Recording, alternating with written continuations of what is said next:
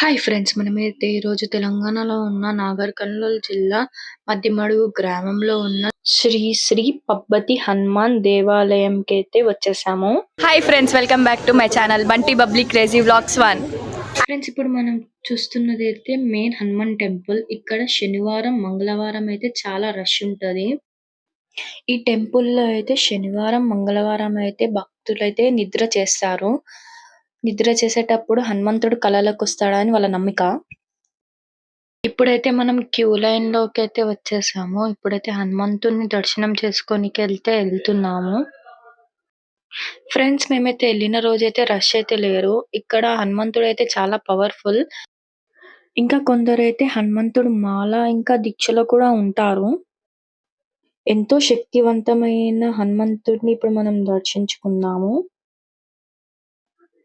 Friends, ఇక్కడైతే హనుమంతుడు అయితే స్వయంభూ అని భక్తుల నమ్మిక.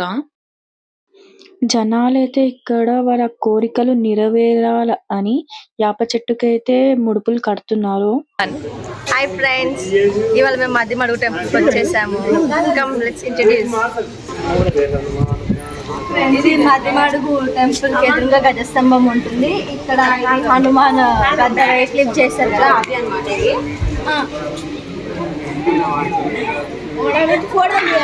ఉంటాయి అన్నమాట.